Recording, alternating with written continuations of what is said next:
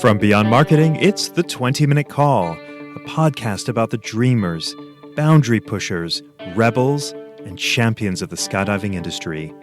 Each episode is a narrative journey highlighted by the highs, lows, and luck that the skydiving industry delivers, as told by the most influential people within the sport. If you've ever dreamed of becoming a skydiver, perhaps opening a drop zone, or becoming the next world champion, check out the 20-Minute Call hosted by me, James LeBarry. Today I have the pleasure of introducing a highly accomplished skydiver, competitor, and leader in the sport, Chris Wagner. A former member of the U.S. Army parachute team, the Golden Knights, Chris has played an integral role in the evolution of Formation Skydiving, contributing to the team's legacy of excellence. Over the course of his career, he has earned multiple gold medals at the World Skydiving Championships, including setting a world record for the longest sequence in 8-way formation skydiving with 23 points. Aside from a life in skydiving, Chris served with the Army Special Forces for a combined 25 years. Chris remains deeply involved in the skydiving community as the USPA Mid-Atlantic Regional Director, where he actively recognizes and supports the contributions of fellow skydivers. Despite decades in the sport, Chris is still actively jumping and competing, recently completing 5 16-way jumps at the XP Power Games, where he placed not just on the first place team, but also on the second place team, wearing multiple hats in that competition with multiple teams. His passion for skydiving, leadership within USPA, and dedication to honoring the sport's history make him an influential figure in the skydiving world. I'm thrilled to welcome Chris Wagner to the 20-Minute Call podcast. Hello, Chris. Thank you, James. It's been an honor to be invited and happy to participate.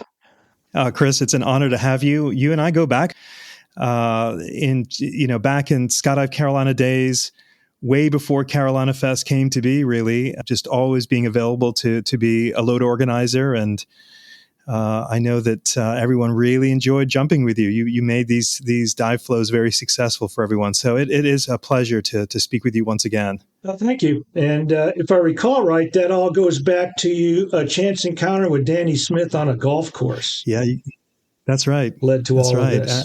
I think for those that regularly listen to the program, it was the crossroads moment in my life where just the near chance of putting my business card on that windscreen of his old Chevy Astro van at the golf club parking lot. Had I not taken that action, I'm not speaking with you today. And Danny Smith, who still owns Skydive Carolina today, still trucking along, is now a friend and a client and a wonderful person in the sport.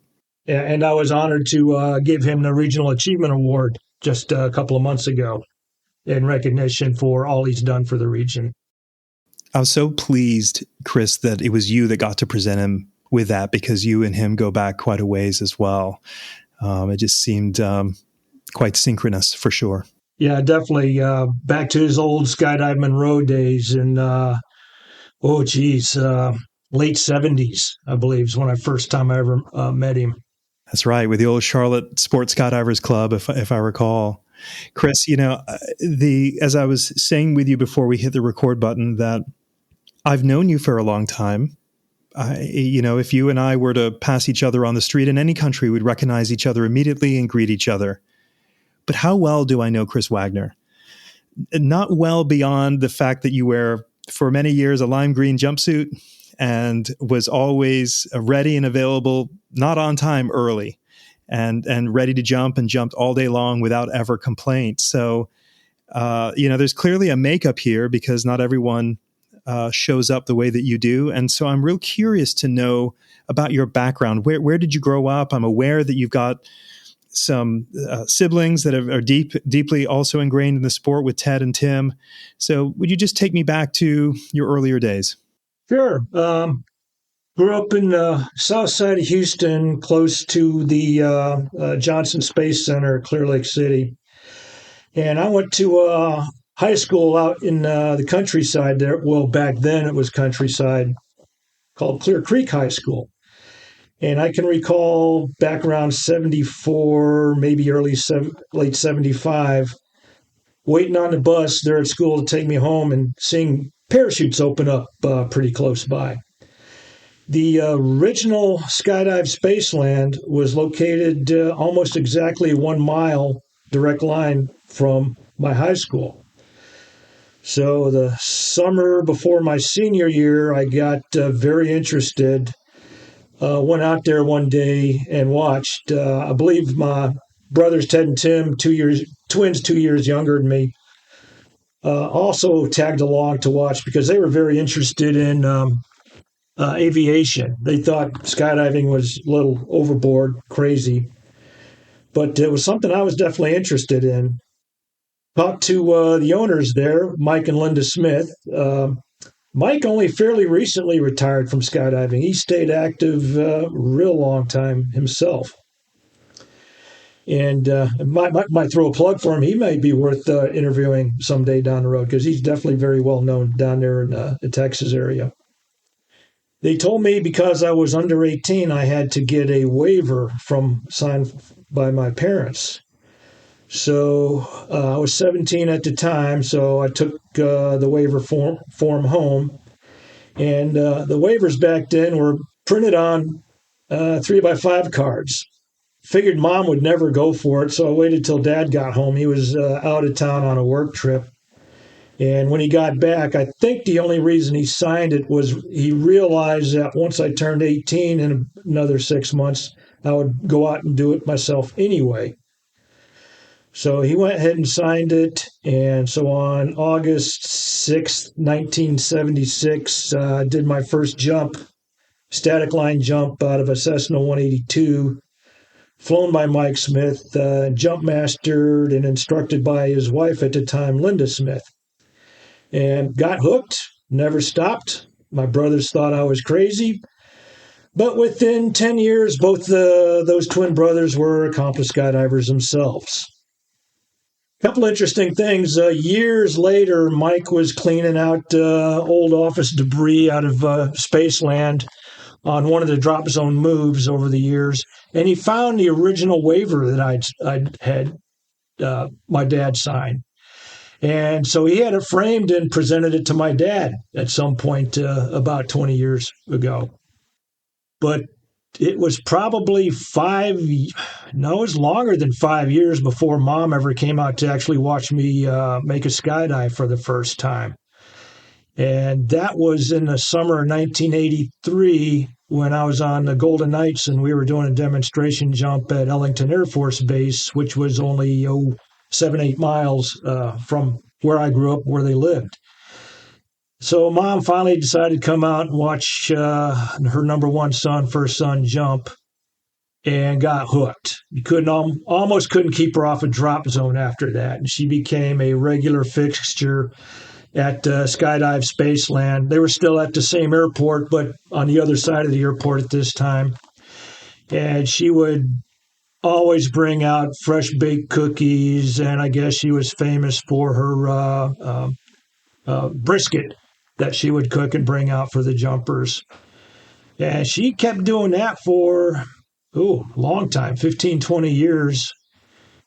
And then when younger brother Tim made the Golden Knights, same year that I left the Golden Knights, 1991, she started doing the same thing with the Golden Knights demo teams wherever they showed up, and she ended up getting selected as an honorary Golden Knight.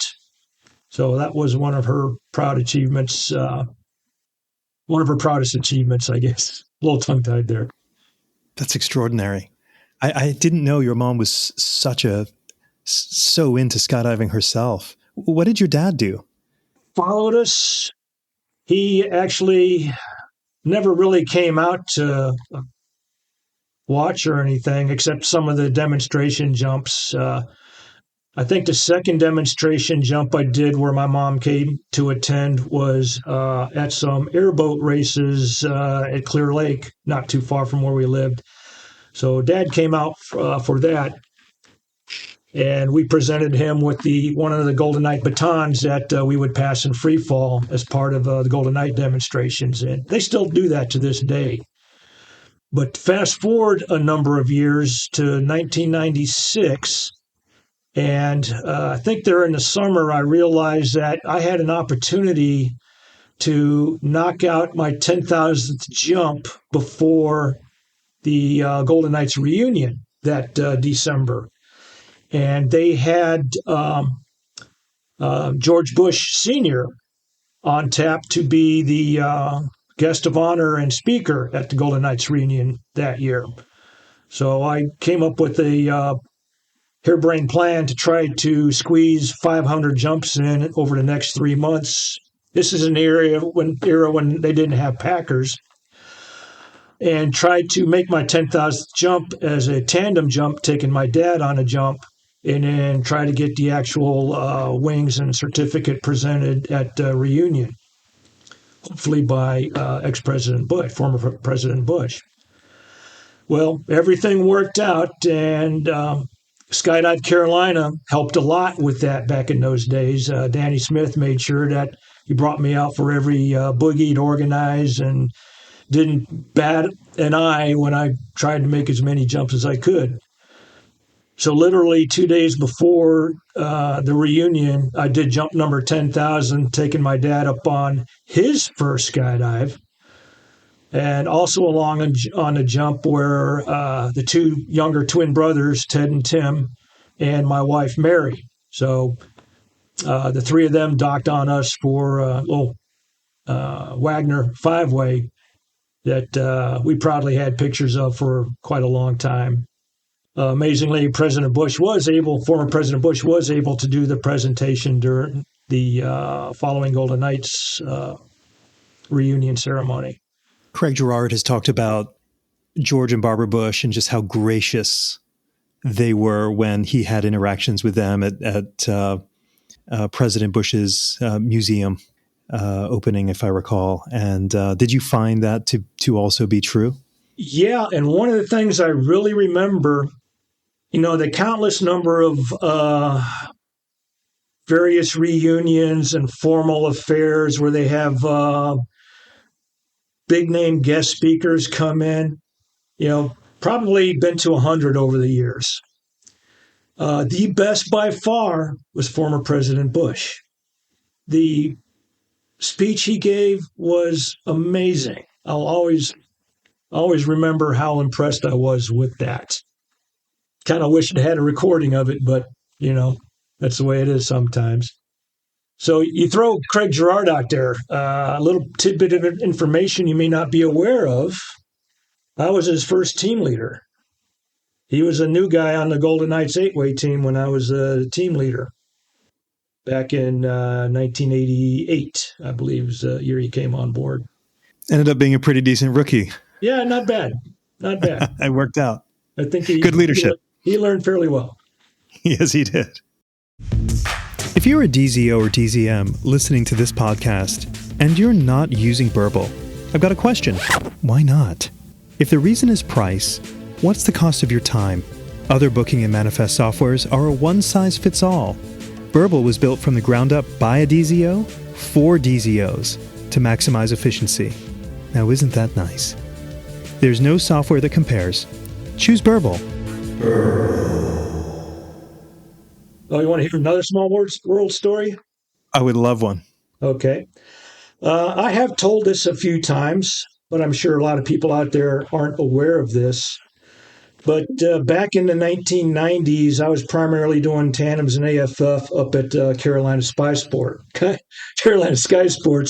for Paul and Nancy Fayard.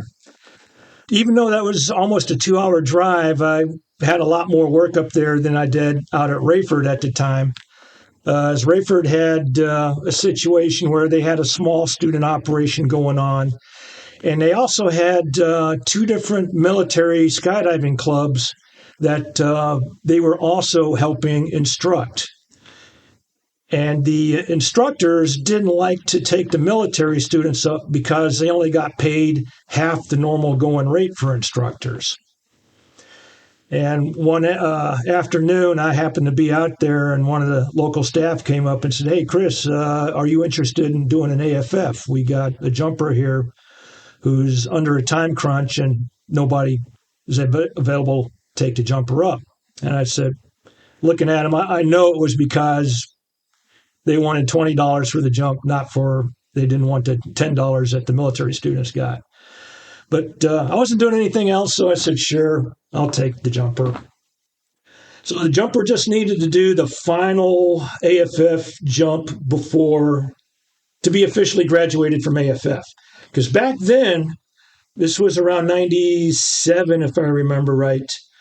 Once you completed level 7, you were kind of released into the wild to jump up until you got 25 jumps and you got your A license.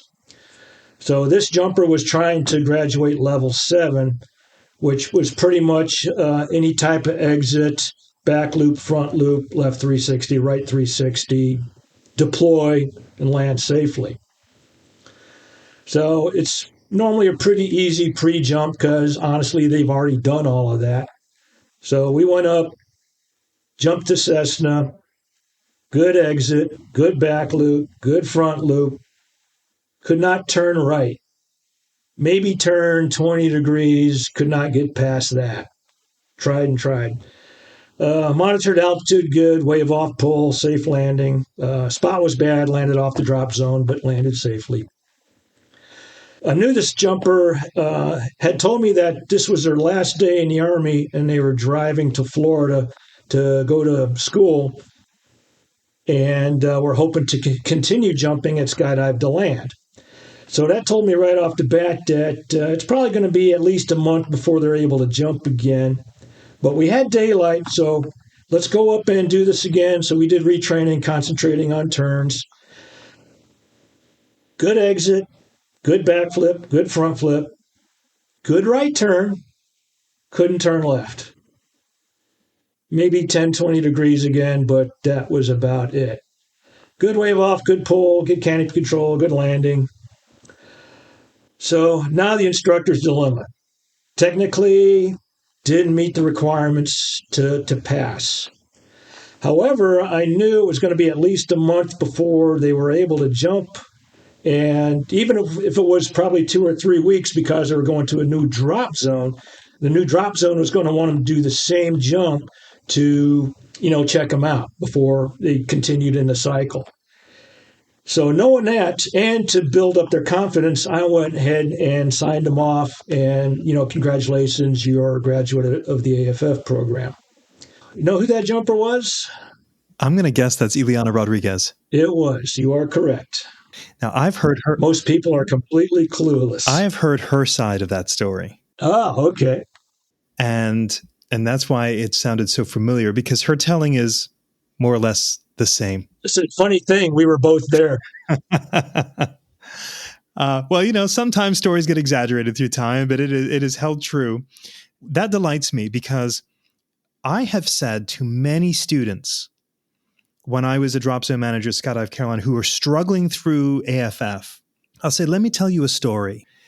You know that lady, Ileana Rodriguez, who's on Arizona Airspeed, the only female to have ever been on that team, who has won multiple national championships and world championships. She really struggled through AFF. And she can do it. You can do it. But I never knew that it was Chris Wagner that was her AFF instructor through that. That's such a great story. Glad you told it. Tell me, Chris, is your family embedded in the military, or what is your family background? Is there much military affiliation? There was not. My father did serve in the U.S. Navy in Korea. In fact, just a week ago, he was interviewed by Fox, one of the Fox programs. I can't remember which one off the top of my head. His interview is supposed to be aired in late May on the Fox network. But anyway, yes. But he just did his 3 years, got out, went to school, got a degree, went to Texas, met my mom, and, well, here we are. So I did join the Army after high school.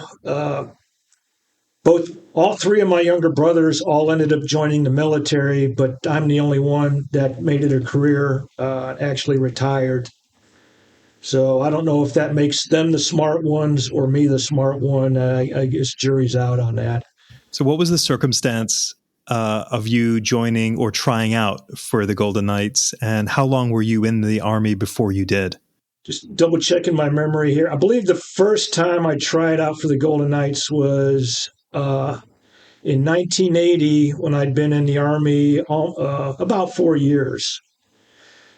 And during that tryouts, I honestly was a little, and this might be hard to believe because that's probably the only time in my life I was this way. I thought I needed to be that way to shine above the other people going through tryouts. But, what's the word I'm looking for? It's kind of a show off, but that's not really the word I'm looking for.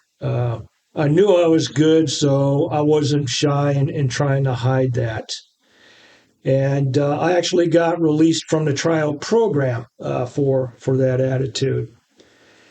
And so 2 years later, when I went back, I just made sure that I was just average run-of-the-mill guy, quiet in the back, just did my job.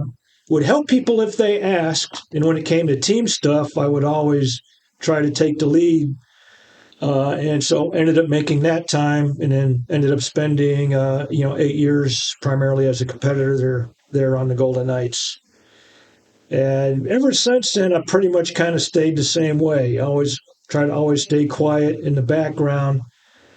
But when it comes to teamwork, take the lead as a leader on a team and, set the example, but don't necessarily try to do people's jobs for them.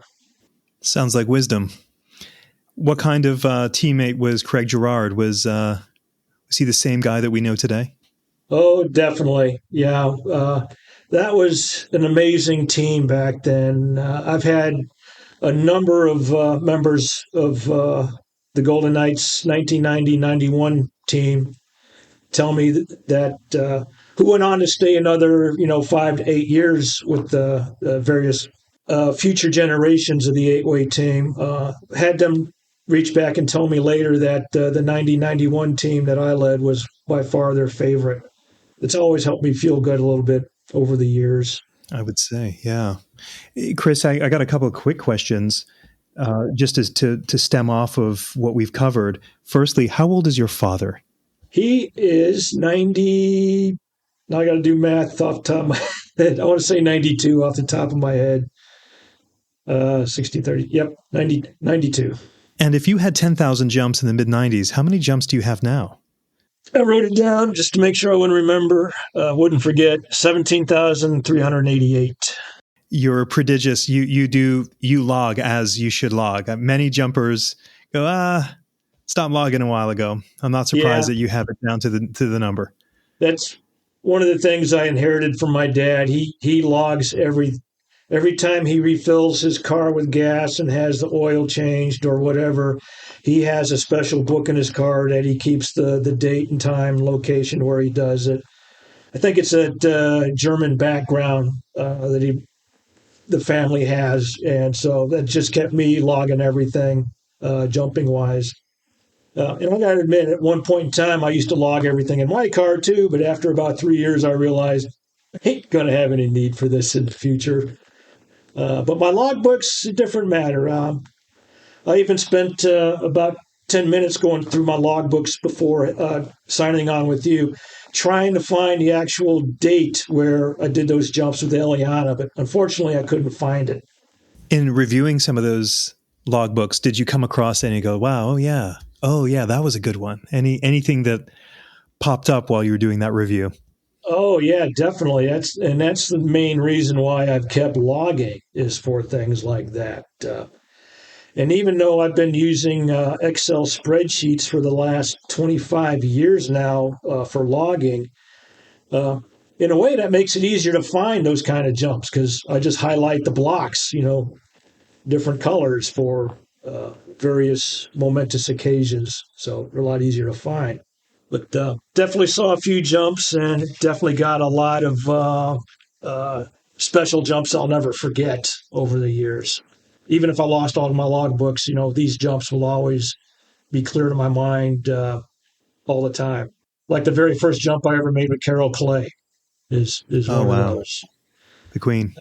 The very first 100-way that was ever built. The Olympic rings jump into Seoul.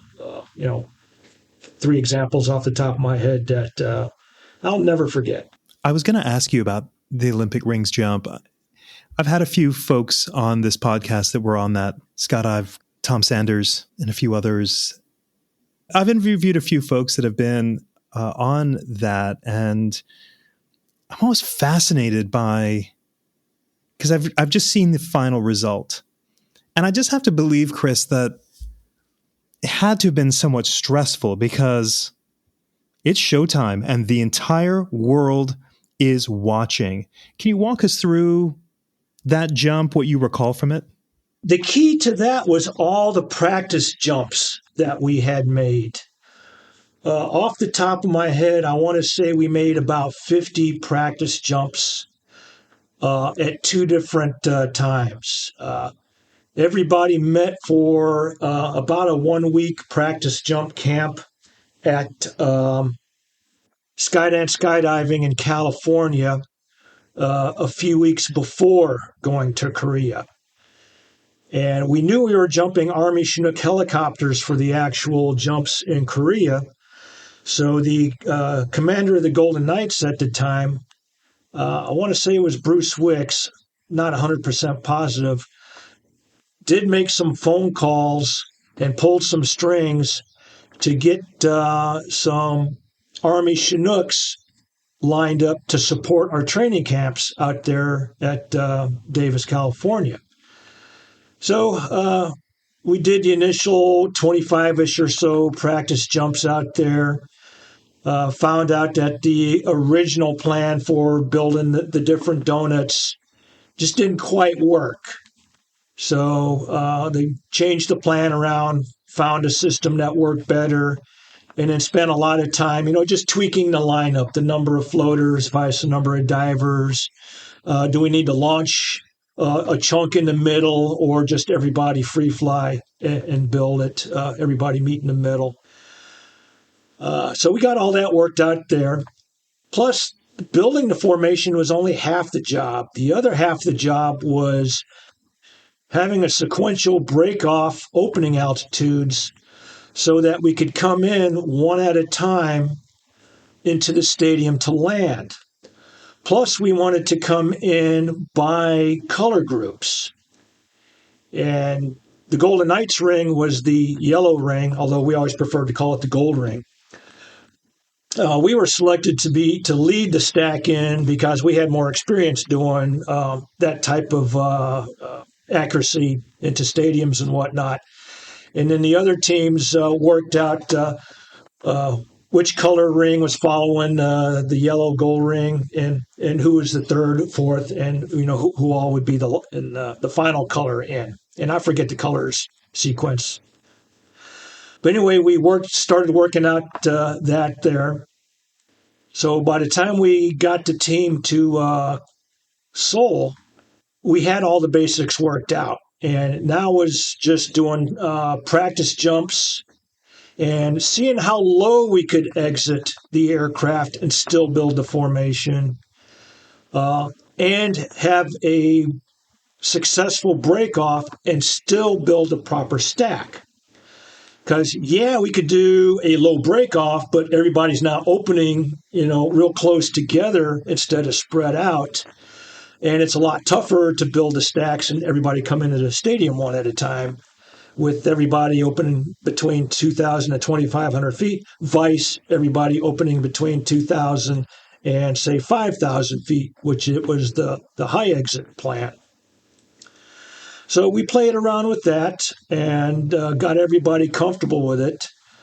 And I want to say off the top of my head, what do you think was the lowest altitude we exited where we could successfully build a 30-way out of one Chinook, have a good break-off, and build a proper stack to come in one at a time into the stadium?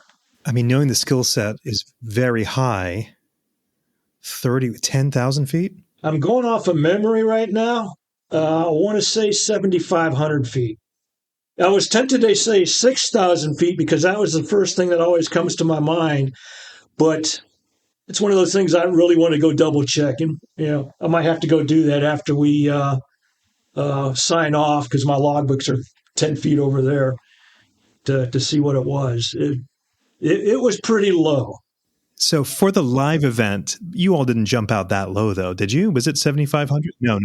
For the live event, we had full altitude. We were practicing low events in case we had low cloud deck where we couldn't go to full altitude. And we also had to practice worst case scenario spots because they wanted us to exit where the VIP bleachers, they could see the jumpers in free fall.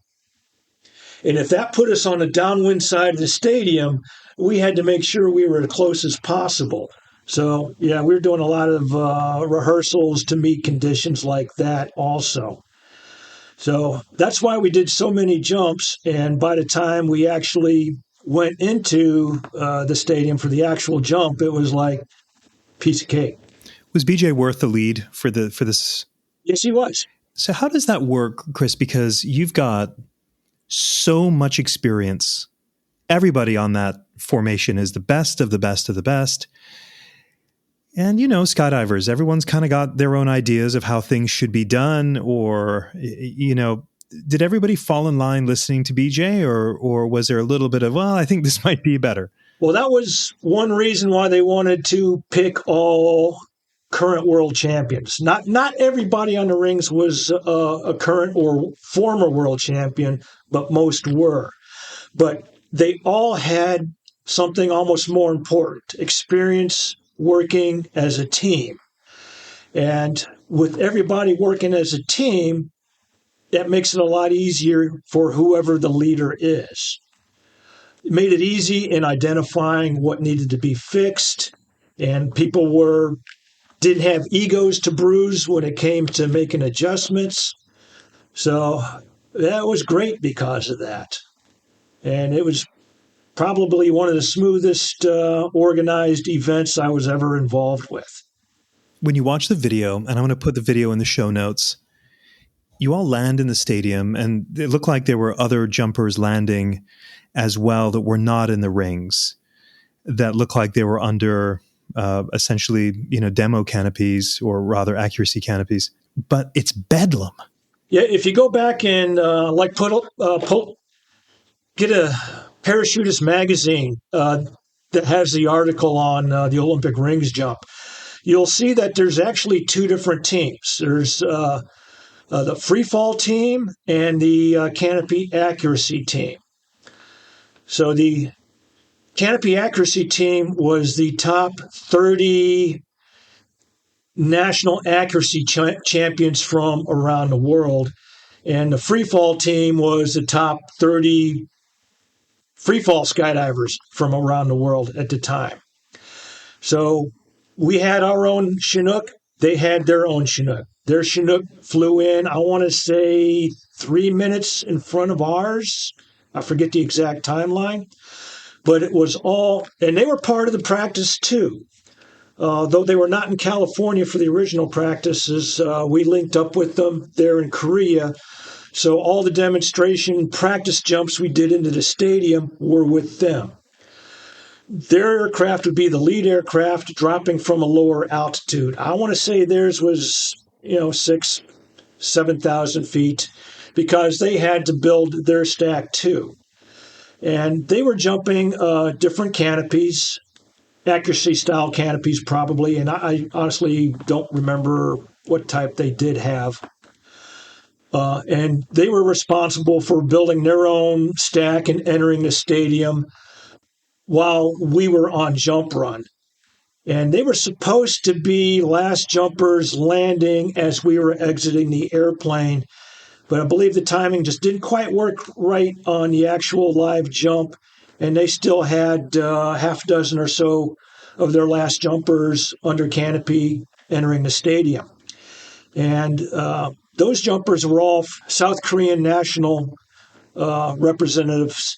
And they did build like a 4-stack, I believe, and flew it into the stadium.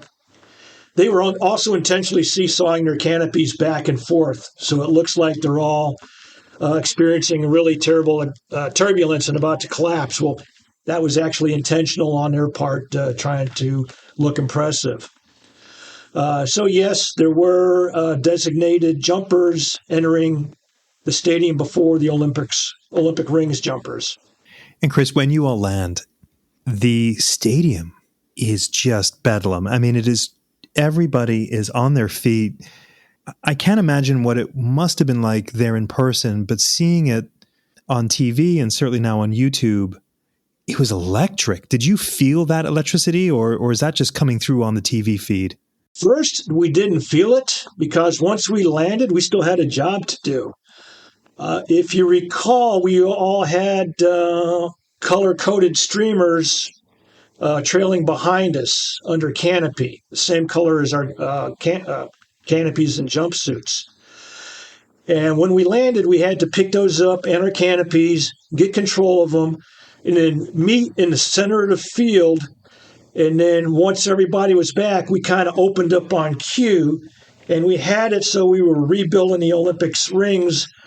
And our fellow donut members in the donuts we built were holding the tails of the yellow streams. So we were building the big donuts with these colored streamers on the middle of the field.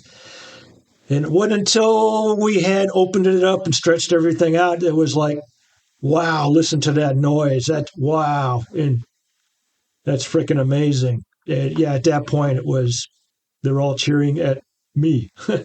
No, they're all cheering at us. We knew that. Of course, it was one of the largest live TV audiences in the history of television, certainly at that time. Essentially, the world was watching. And then after the games, you all, there's pictures of all this in Life magazine and other major publications. And were you just basking in the glow? What was it like after the fact? And you must have been so proud. Like, wow. I mean, there's not really been anything like that since that I can think of. No, and people still talk about it. Like there's a Korean restaurant here in Virginia Beach where I live that's just a couple miles away. And about 5 years ago, I think was the first time I went into it. And I noticed they had a bunch of souvenirs on the wall from that Olympics. And so next time I came back, I printed a picture that I had JPEGs of the rings.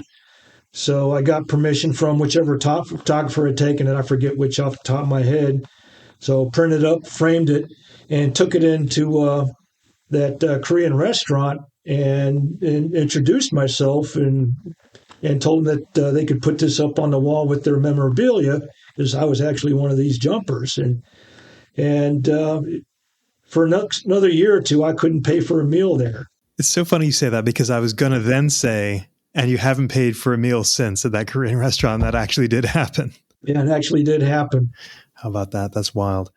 If you're a fan of the 20-Minute Call, I'd like to invite you to be a member of a budding community with me on Patreon. By becoming a patron of the show, you can join me behind the scenes to discuss options for future guests and gain access to some show swag. It's pretty sweet. Details on how to become a patron can be found in the show notes. Okay, back to the show. Chris, when you exited the Golden Knights, what was your next step? I went back to Army Special Forces for a few years. A few years after that, I was fortunate enough to be accepted to a unit known as Combat Applications Group. If you know what that is, you know what that is. If you don't, you don't. And I spent the next 10 years working there. One of probably the best job I ever had was the 10 years I spent working for CAG. Unfortunately, it had the side effect of severely curtailing what I was able to do in the skydiving community. As for a good half of every year, I was curtailed to how far I was allowed to leave where I lived. So that cut back on my ability to do a lot of skydiving, and especially to participate in like world record attempts, compete, etc. And truthfully, even after that, for the last 15 years, no, last 23 years since I retired from active duty, I've continued working for the military as a government civilian. Almost the same thing, but not as bad. I'm not tied to staying close to where I live anymore, but a lot of times I don't have a full schedule to be able to commit to world record attempts, etc., because they want commitments 6 months out. But my work schedule isn't solid until 2 or 3 months out. That's how I ended up with the XP games last year. I couldn't commit until literally 5 days before it started when my schedule opened up. And Kirk said, "Come on down. If we have open slots, we'll fill it. We'll slide you in." So that's how I ended up on two different teams. They had jumpers who ended up either getting hurt or had to leave early. Now, when you say Combat Applications Group, you either know it or you don't. That's more like saying, I can't talk about it. It's not for public consumption. Is that what I'm catching you say? Yeah, correct. I was always aware when we would talk, Chris, that you couldn't ever talk about your job, but I've always been somewhat fascinated by it. And not that we can get into any detail, but I would imagine that you have seen all aspects of humanity. And that isn't a general assumption, so please do set me right. But what kind of perspective, when you see things that most of the general population doesn't see, or see things that most of the general population probably doesn't understand, what perspective do you gain or have you gained from your career? Oh, that's kind of a tough one. That first started influencing my thoughts back in some of my earliest deployments with Special Forces going back to like 1980. Seeing firsthand what it's like in the third world, what lack of education, lack of sanitation, lack of clean water does to families that are doing their best, to raise their kids in absolute squalor. Yeah, it makes you sit back and think about governments and society and religion too. But we're not here to talk about that. So is a word, to a degree, does it make you more grateful that we are fortunate enough to live in the U.S., I don't want to put words in your mouth, but I'm trying to have empathy when you see that and you're not living in those conditions. Is that the right word? I would say so. The sad thing is the majority of people in America have no idea how grateful they should be for where they are and where they're living. Yeah, it's not perfect, but I'll tell you what, it's way better than 98% of what people in the world conditions are living in. I get all tongue-tied sometimes like they're. Chris, I am originally from Antigua in the Caribbean, and growing up in Antigua, we had an Air Force base and a Navy base on site because of our proximity to Cuba. I always remember that America, though, wasn't far from us. It was the great place of hope. I had one American in my family who came to Antigua by way of the Navy. It was just viewed as, if you can get there, there's opportunity. And my parents sacrificed so much for me to get there for education, and eventually for me to become legally a naturalized citizen. After I graduated college, I became a golf professional because I was passionate about golf. And in that journey, I met a man who owned a skydiving center, and then I ended up running his skydiving center. And then I was able to pursue my passion for marketing and open a marketing agency. Only in America, as my father would say, a lot. Only in America, when you're able to live a life where you can pursue your passions, as I have done. I feel extremely fortunate. And I'll say one added thing. If I wish some of my friends could ride with my father in a car and listen to him, because you will hear things like, wow, look at these roads. They're extraordinary. Or walk into Costco and it's like heavenly angels, because you can go to the pharmacy there and you can get your tires changed and get your eyes taken care of and buy meat at the butcher at the back. Only in America. So I wish to say, I don't know how this is received, Chris, because I think sometimes it's said a little bit, in passing, but I appreciate your service. And boy, do I appreciate America, for sure. It has given me such a good life. Well, thank you, James. I think there's a lot of competitors out there who've been representing the United States that followed the same dream. I'm pretty sure you've interviewed some of them, and believe there was definitely one who's a very recent world champion with airspeed. I think he's left airspeed, but I'm not positive. But I bet you couldn't count the number of members of previous U.S. skydiving teams that won gold medals that came here from other countries chasing the dream. We've even had some on the Golden Knights over the years. Chris, following your service, of course, you're closely tied to your service with USPA. You've been very active, currently the Mid-Atlantic Regional Director. Tell us, why are you not kicking back? You're still working as a government civilian, as you mentioned.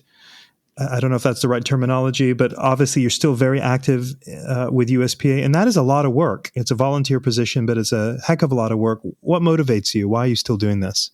Just love to jump. I am finishing up my 6th year on the board of directors as a regional director for the Mid-Atlantic. But this is also my last term. I did not run for re-election. So when the board meets again in a month, at that point, I will no longer be on the board. I had honestly intended to try to do 3 terms, but sadly we had some life issues out of privacy concerns. I'm not going to go into them, but that forced me to reconsider running for that 3rd term, because yes, working as a volunteer for USPA does take a lot of extra time. And these issues that we're working through are going to require a lot of that extra time. I told them I'd go ahead and step back from that to help resolve that situation. But on the other hand, about 2.5 years from now, I do plan to completely retire, as I'll be hitting the 50 years of government service in September of 2026. 27. And that should give me more time to go jumping. Because sadly, ever since I've left the Golden Knights, I'm lucky to make more than 300 jumps a year. And over the last 10 years, I've been averaging only about 200 jumps a year. And that's not near enough. Chris, if you're coming up on a 50-year anniversary, pardon my asking this, how old are you? You're making me do math now. I'm trying to forget that. I had to carry the 1, so 66. And are you quietly eyeing the 20,000 jump mark? Is that in the back of your mind? Honestly, it is. I had a feeling you would say that. This podcast is sponsored by Beyond Marketing, the digital marketing agency for the skydiving industry. Now, I'm not a fan of lots of ads during a podcast. I mean, who likes ads? So I'll stop talking about how marvelously wonderful Beyond Marketing is. But if you're curious about what the amazing people at Beyond Marketing do to help drop zones and manufacturers thrive, then you should check out their website at dropzone.marketing. That's dropzone.marketing. Chris, what does a typical day look like for you? Okay. For example, a couple of weeks ago, Half of my job is actually running advanced static line and military freefall training for the Navy. And the other half of my job is conducting advanced training on using helicopters for insertion and extraction techniques where the helicopter doesn't land. So we're talking rappelling, fast roping, using ladders, using various types of ropes to hook to get pulled out, using a traditional hoist, helocasting into the water. There's about a dozen different TTPs, tactics, techniques, and procedures that are involved with that. In those days, I was getting up around 7 in the morning, getting online to check email because we were at a remote austere location, and then meeting at 9 for classes in a classroom. At 11, doing a formal briefing of the training we were doing that day. And then around 1 o'clock, actually doing the training in the daytime, having it done by 5 because sunset was shortly after 5. So we're doing a 1 hour kind of a dinner break, meeting back again at 6 to do the same thing we did in daytime, only at night. So we'd finish that up around 9 p.m., go back to the classroom and do lessons learned throughout the day. So then break for second dinner and finally get to bed around midnight. Did that for 3 or 4 nights in a row. That sounds exhausting. Not if you're used to it. You're 66, but you're very fit, Chris. I haven't heard you say that you're doing exercise in your own time, but you must be. Sadly, I can't run like I used to because I am having lower back and cervical neck issues related to jumping. Pretty much limited to walking. Try to walk 2 to 3 miles every day. My excuse is having the dogs, taking the dogs out on the walk for that. I'm watching my diet. Honestly, I did switch to a keto diet a year ago, have lost 15 pounds, and have been sleeping much better, probably because of not having cut sugar out of the diet. That's made me thinner, happier, easier to stay in shape. If I want to keep jumping, got to stay in shape. I interviewed Kirk Werner, I guess it was sometime last year, and I said to Kirk, his body transformation is extraordinary. And same, cut sugar, very focused on his macros, big into his exercise. And, as we all know, he's going full speed ahead. And he's, I believe, comparable age as you, maybe? He's younger. He's younger. But he's super fit, maybe the fittest he's been in most of his life. It's very impressive. Tell me, Chris, I always like to ask my guests this obscure question, which is, can you share with me a crossroads moment in your life? And the way I define that crossroads moment is similar to me putting my business card on the windshield of Danny Smith. If I didn't do that most mundane action, I'm definitely not speaking to you right now. That small action changed the trajectory of my life. So in meeting Danny, that really set my life on a different course, or maybe a different circumstances. Maybe you said yes to something that seemed mundane, but that was a huge yes. Or no, you said no to something and it changed the trajectory of your life. Can you share? Sure. A major crossroads? Yeah. The exact date, definitely don't have it. I want to say it's going to be late fall 1984. Just another weekend at Rayford back in the old Gene Paul days. Might have been an old Carolina Council meet or some. It probably was an old Carolina Council meet. There's a lot of people from other drop zones were there. Parties were going on at Miss Billy's. That's the restaurant at Rayford, Paraclete XP nowadays. And I remember seeing a cute young skydiver that really caught my eye. And, she became my wife a year and a half later. And ended up raising a family, and all four of us were skydivers for, well, everybody still skydives except for my wife, although she still flies in a wind tunnel.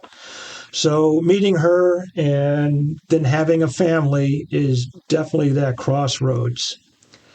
I have done things and changed course a few times that were detrimental for my future as a skydiver, but were better for the family. Yeah, I've heard that a few times lately. I interviewed Mike Gruel lately from Shooting Star, and he's much said the same, that it was where he is now wouldn't be without his wife. And it's refreshing to hear you and others give credit to their significant others. And I would be remiss in saying that we haven't actually mentioned the name of your daughter, who is well known in her own right in the skydiving world. And my friend, Laura Wagner, who is one badass skydiver in her own right. So the legacy continues. Yeah, she is. We're extremely proud of her. She's a co-holder of more world records than I have. And I want to say I'm a co-holder of one, two, three, co-holder of 4 world records. I want to say she's 7 or 8, all in primarily in women's head down and head up category world records. And she also is a highly sought after load organizer, primarily for free flying, but she doesn't mind doing mixed flying with belly flyers also. Yeah, we're very proud of her. Our son David, he still skydives hard, lives down in the Raleigh-Durham area, does most of his jumping at Skydive Raleigh and Paraclete. In many ways, he's like me, organizing at boogies. He'll jump with anybody and loves belly flying and wingsuiting and even sit flying and angle flying. Your family is so deeply rooted in the sport, and I say this with all sincerity. The sport is better because of the Wagners. You all represent yourselves with such class and professionalism, and set a great example, Chris. And I just want to thank you again for your service, your military service, and your service to the sport with USPA. I have held you in high regard for a long time, and I'm very grateful. Let me also throw a couple other plugs in for 3 other relatives. Oh, yes, please. Yes, let's not. Talked about it a little bit. My wife, Mary, was also on a national champion and a silver medal 10-way speed star team with Carl Doherty back in 1990-91. Wow. And twin brothers, Ted and Tim. Tim was on a number of national and world championship teams with the Golden Knights starting the year after I left the Golden Knights. He was also general manager at Skydive Arizona for a couple of years. In fact, Skydive Arizona's current logo, he designed. I did not know that. Wow. Yeah, and a lot of competitors I know are familiar with OmniScore, the Judges Skydiving software. Tim's twin brother, Ted, the older twin, actually designed and ran that for a long time before passing the reins on. And I honestly can't remember who's running OmniScore now, but it was brother Ted that created it and ran hard with it for so long. I want to say this is Ted, and you'll have to put me right, but also captured to me one of the most iconic photographs of skydivers, but they're not skydiving. And that is the original airspeed guys walking to the aircraft for the 10th round. I think they were competing, for gold against the French. And it's such an iconic photograph. Every time I see it, it just captures their spirit of the young Davids in the ring, getting after Goliath and taking down the giant that was the French. But it is such a captivating photograph. And whenever I see it, I always do a double take. It could have been either one of them because, especially during that era, Ted was pretty much at every Nationals and at every World Cup and World Meet. During that era, they also had what they called TED bits with OmniScore that would have a running daily account, and he would often be out taking pictures to go with them. So I'm thinking he might have taken that picture as part of that because he was going to be in the area. But also during that era, the majority of the time Tim was with the 4-way and 8-way teams on the nights. He was lead videographer. And he's had a number of pictures that became famous, primarily of the night's 8-way, being pictured in Parachutist and Old Skydiving newspaper, etc. So it could possibly have come from him. So I think you're going to have to ask those two about that picture. So I guess that's also a recommendation for a 20-minute call, possible episode in the future. And definitely Laura. Yeah. Oh, no, she's on my list for sure. I think it'd be fun to eventually interview all the Wagners. Everyone's contributions have been very meaningful. Yeah, and to be honest, probably it's mainly going to be the old-timers that are probably only interested in hearing mine. And definitely the younger generation will definitely be interested in Laura's. Chris, it's been a real pleasure. I'm so grateful for your time, and I really enjoyed getting to learn more about your story. It is fascinating. What a career. Well, thank you for reaching out. This has been interesting, and I know as good as I am talking in public, I'm putting a lot of faith in your editing to make this sound better than I know what it is. We're going to make you sound like the champion that you are, sir. It's going to take a lot of work. Chris, it was a pleasure. Thank you again. Hey, everyone. Thanks so much for listening to the 20-Minute Call podcast. Please do follow us on your podcast app so you always have the latest episode, which is released every Monday. If you want to contact the team, our email address is podcast@beyondmarketing.xyz. This episode was edited and engineered by Garnet Znydrick of the YouTube channel Blue Skies Fun Days. Thanks for listening, and join us next week for our next episode.